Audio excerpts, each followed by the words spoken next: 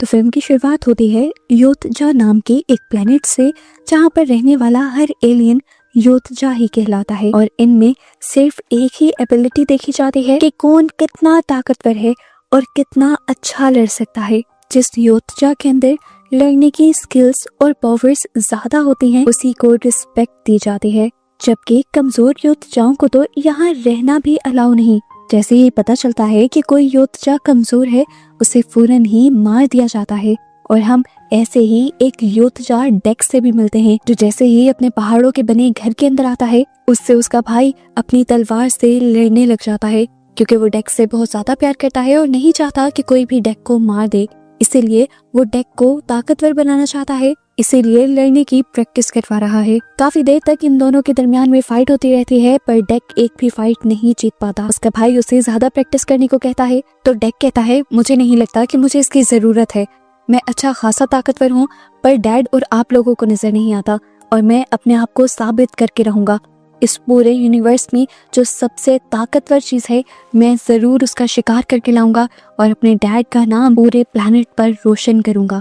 उसका भाई बताता है कि पूरे यूनिवर्स में कालिसिक नाम का ही एक मॉन्स्टर सबसे ज्यादा ताकतवर है, उसे मारना और पकड़ना बिल्कुल पॉसिबल नहीं है, क्या तुम उसे ले आओगे? डेक फौरन ही ये चैलेंज एक्सेप्ट कर देता है, जबकि उसका भाई उससे कहता भी है कि ये काम हमारे डैड भी नहीं कर पाए थे। इन्हीं बातों के दौरान यहाँ पर डेक के डैड भी आ जाते हैं, जिनका गुस्सा डेक को देखते ही सातवें आसमान पर पहुंच जाता है और वो अपने बेटे से कहते हैं कि फौरन इसे मार दो, ये मेरे नाम के साथ सिर्फ एक धब्बा है। डेक उन्हें समझाने की कोशिश करता है, डैड ऐसा नहीं है, एक दिन मैं आपके लिए एक बहुत बड़ा शिकार करके लाऊंगा और आपका नाम रोशन कर दूंगा। डेक के डैड तंजिया नजरों से उसे देखते हैं और कहते हैं तुम। उनका गुस्सा और भी ज्यादा बढ़ जाता है डेक की ऐसी बातों से और वो अपनी लेजर वाली रस्सियों से डेक को बांध देते हैं और दोबारा डेक के भाई से कहते हैं कि डेक को मार दो। डेक के भाई के पास भी कोई दूसरा चारा नहीं था। अपनी डैड की बात मानते हुए वो अपनी लेजर वाली तलवार उठाता है, पर डेक को मारने के बजाय वो डेक की रस्सियां तोड़ देता है। डेक भी बिना सेकंड गवाए अपनी स्पेसशिप के अंदर चला जाता है और डेक के डैड उसके भाई पर इतना ज्यादा गुस्सा हो जाते हैं कि वो उसका एक हाथ ही काट देते हैं। दूसरे हाथ से डेक के भाई ने दोबारा डेक की मदद करने की कोशिश की थी। स्पेसशिप का जो रिमोट उनके हाथ में था, उसने अपने रिमोट से डेक की स्पेसशिप को जीना प्लैनेट के लिए लॉन्च कर दिया था, जहाँ पर डेक को कालिसिक मॉन्स्टर मिलना था। यानी कहीं ना कहीं उसे भी अपने भाई पर यकीन था। डेक जानता था कि अब उसके भाई के साथ डैड बहुत बुरा करेंगे, लेकिन इतना बुरा उसने एक्सपेक्ट नहीं किया था। डेक के डैड डेक के गुस्से में उसके भाई को मार देते हैं और डेक टूट जाता है। सीन कट होकर अगले सीन में हमें दिखाया जाता है कि डेक जीना प्लैनेट पर पहुंच गया था। प्लैनेट के अंदर आते ही प्रेशर इतना ज्यादा बढ़ जाता है कि उसकी स्पेसशिप के सारे शीशे टूट जाते हैं और अपने आप को बचाने के लिए डेक एक कैप्सूल में बैठ जाता है और उसकी क्रैश लैंडिंग होती है जीना के जंगलों में। अब डेक क्योंकि योतजा था, उसे लगता था कि इसीलिए वो बहुत ज्यादा ताकतवर है।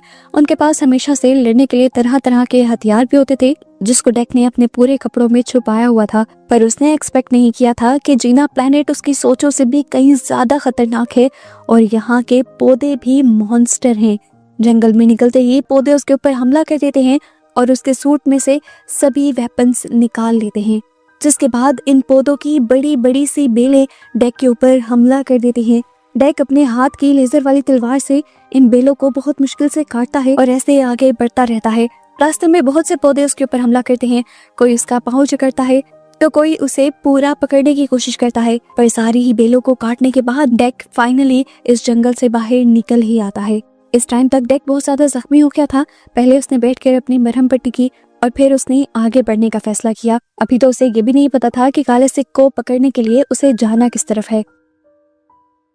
आगे बढ़ने पर उसका सामना बहुत सारे ऐसे फूलों से भी होता है, जो उसके करीब जाते ही उसे नुकसान पहुंचाने के लिए अपना मुंह भी खोल लेते हैं। डेक समझ गया था कि इस प्लैनेट पर हर कदम सोच समझ के रखना होगा। तभी उसे कुछ कदम दूरी पर दरख्तों में लटकी हुई एक लड़की नजर आती है, जिसका नाम थिया था। थिया डेक को अपने पास बुलाती है और कहती है यहाँ के तो नहीं लगते तुम, यहाँ पर क्या करने आए हो? डेक थिया को बता देता है कि मैं योतजा प्लैनेट से आया हूँ और एक योतजा हूँ और यहाँ पे कालिसिक मॉन्स्टर का शिकार करने आया हूँ, ताकि अपने योतजा प्लैनेट पर यह साबित कर पाऊँ कि मैं सबसे ज्यादा ताकतवर हूँ। थिया कहती है मुझे लगता है कि तुम अभी तक इस बात को नहीं जानते कि ये प्लैनेट कितना ज्यादा खतरनाक है और इस टाइम जिस जंगल के अंदर तुम खड़े हो वो इस प्लैनेट की खतरनाक तरीन जगह है। मुझे नहीं लगता कि तुम आगे बढ़ पाओगे या सरवाइव कर पाओगे।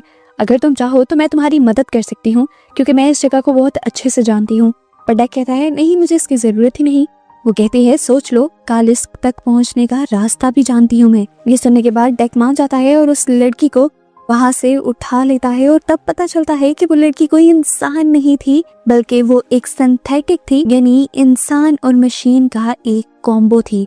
डेक उसे अपने पीछे लटका लेता है और अपना सफर शुरू कर देता है। थिया अभी डेक को अपनी स्टोरी बता ही रही थी कि वो पिछले 2 साल से ही यहाँ पर अटकी हुई है कि तभी अचानक से एक उड़ता हुआ ड्रैगन आकर डेक के ऊपर हमला कर देता है और उसके हमले से डेक बेहोश हो जाता है। थिया अपने हाथों का इस्तेमाल करते हुए उस ड्रैगन को मारकर यहाँ से भगाती है और फिर डेक को होश में लेकर आती है और कहती है अब मानते हो ना कि तुम मेरे बगैर आगे नहीं चल सकते। डेक ने थिया को अब अपने पीछे लटका लिया था। चलते हुए अब इन्हें एक नदी को पार करना था जिसके अंदर खूनखार मछलियां थी। वो इन्हें खा जाती, लेकिन थिया को इन सारी मछलियों को मेंटली कंट्रोल करना आता था और इसी की वजह से ये लोग इस नदी को भी सेफली पार कर लेते हैं। नदी को पार करके ये लोग थोड़े सेफ जंगल में पहुंचे थे। डेक अपनी आसानी के लिए यहाँ से बेले उतार कर उन बेलों के जरिए थिया को अपने साथ बांध देता है और फिर लंबा सफर तय करने के बाद ये लोग रात को आराम करने का सोचते हैं। थिया अपने बारे में डेक को बताती है कि उन्हें प्लेनेट अर्थ से इंसानों ने यहाँ पर भेजा है इस प्लेनेट की रिसर्च करने के लिए। इनको भी मिशन मिला है कालसिक नाम के मॉन्स्टर का शिकार करने का। वो बताती है कि इंसान बहुत ज्यादा कमजोर होते हैं, उनका यहाँ पर सरवाइव करना मुमकिन नहीं था, तो इंसानों ने हम जैसे सिंथेटिक बनाए, यानी इंसानों और मशीन के जरिए जैसे क्रिएचर को बनाया। मैं अपनी बहन टीसा के साथ यहाँ पर आई थी, पर यहाँ आते ही हमारे स्पेसशिप के ऊपर कालसिक मॉन्स्टर ने हमला कर दिया। उस हमले में मेरी टांगे टूट गईं और हम दोनों बहनें दूर हो गईं, जिसके बाद से 2 साल हो गए हैं मैं वहीं पर लटकी हुई हूँ।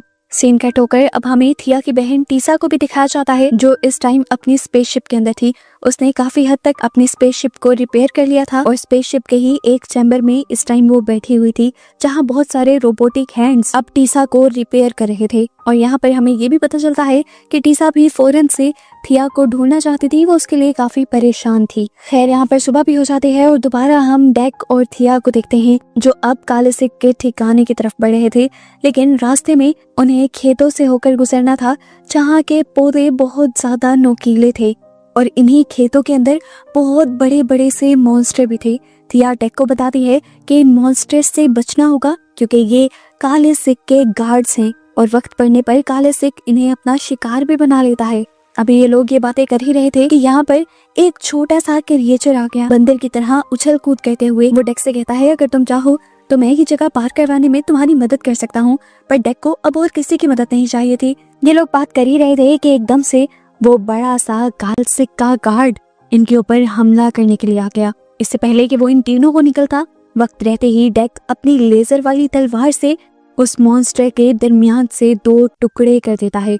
इससे पहले कि ये लोग भागते यहाँ से, एक दूसरा बड़े बड़े टेंटिकल्स वाला मॉन्स्टर इन दोनों को ही अपने टेंटिकल्स में पकड़कर उठा लेता है।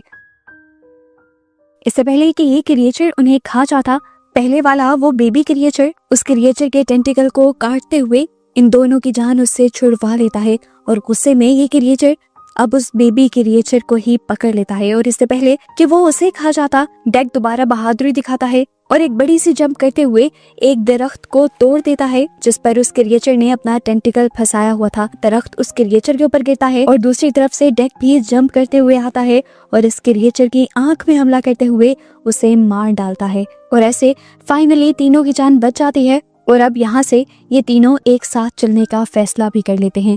दूसरी तरफ हमें टीसा को दिखाया जाता है, जो अब अपनी बहन थिया को ढूंढने के लिए जंगलों में निकली थी और वहां पहुंच गई थी जहां पर डेक की क्रैश लैंडिंग हुई थी। स्पेसशिप से वो स्पेसशिप के बारे में सारी इंफॉर्मेशन पता चला लेते हैं कि ये स्पेसशिप योत्जा प्लेनेट से आई है और यहाँ पर एक योत्जा भी है। कड़ी से कड़ी मिलाने पर उसे भी समझ आ जाता है कि उसकी बहन भी उस योत्जा के साथ ही है। सीन कट होकर दूसरी तरफ हम दोबारा इन तीनों को देखते हैं जो रात गुजारने के लिए अब आग जला चुके थे। डेक और उस बेबी क्रिएचर को तो कुछ खाना था, इसीलिए वो दोनों अपने अपने लिए शिकार कर लेते हैं, पर थिया बताती है कि मैं एक सिंथेटिक हूँ, इसीलिए मुझे भूख नहीं लगती।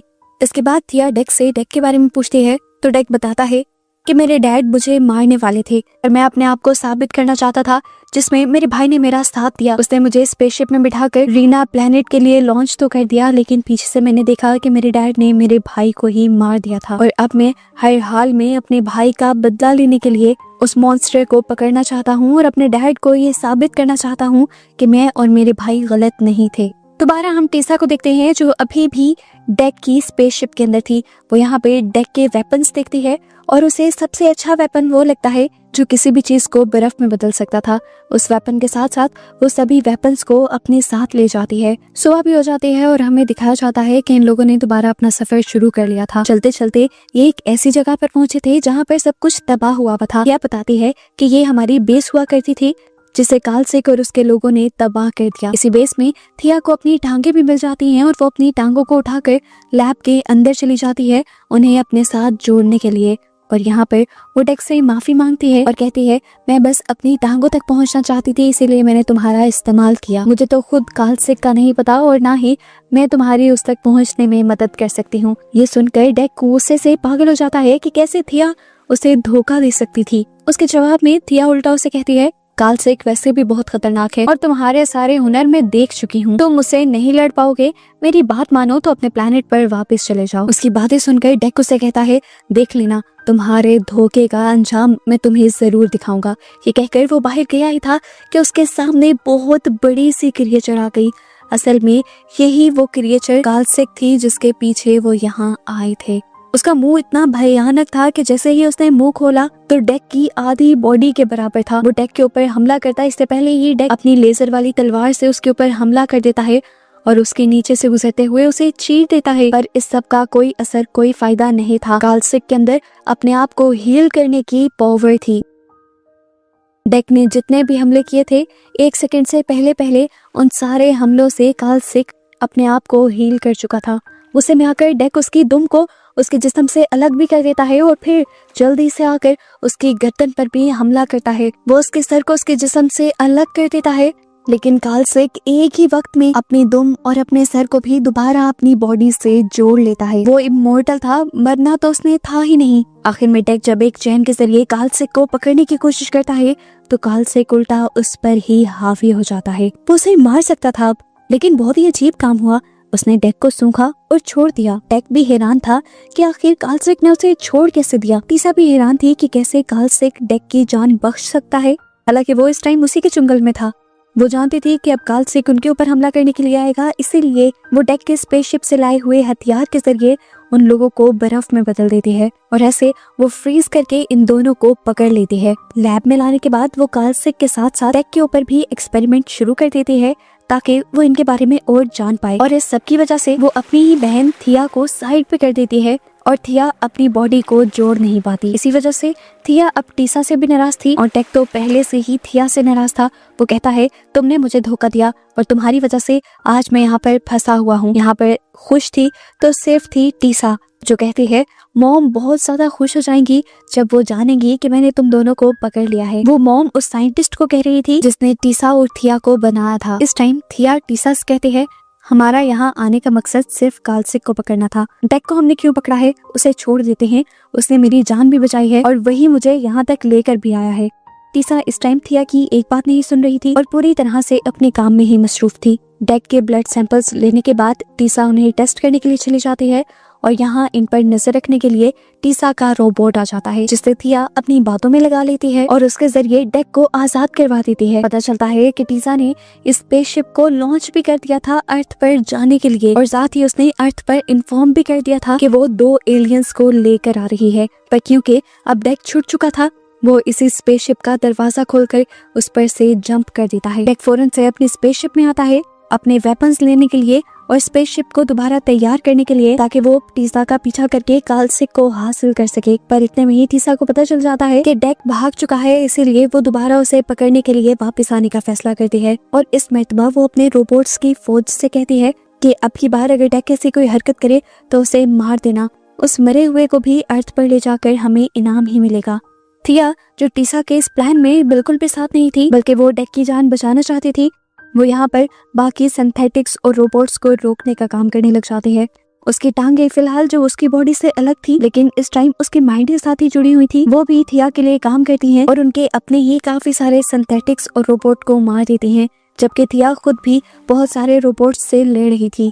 फाइनली अब बाहर आकर थिया अपने आप को अपनी टांगों से जोड़ भी लेती है और अपनी बॉडी को कंप्लीट भी कर लेती है, जिसके बाद वो अब अपनी बहन टीसा से भी लड़ने के लिए तैयार थी। पर टीसा से लड़ना अब आसान नहीं रहा था, क्योंकि टीसा एक बहुत बड़े रोबोट के अंदर आ गई थी। ये रोबोट बहुत ताकतवर था और बहुत ही ज्यादा बड़ा था। टीसा इसके अंदर बैठकर इस रोबोट को कंट्रोल कर रही थी। इधर दिखाया जाता है कि डेक को दोबारा वो बेबी क्रिएचर मिला था, जो डेक को बताता है कि वो भी खालसिक ही है और बड़े मॉन्स्टर का बेटा है, और वो भी अपनी मॉम को ही ढूंढना चाहता है।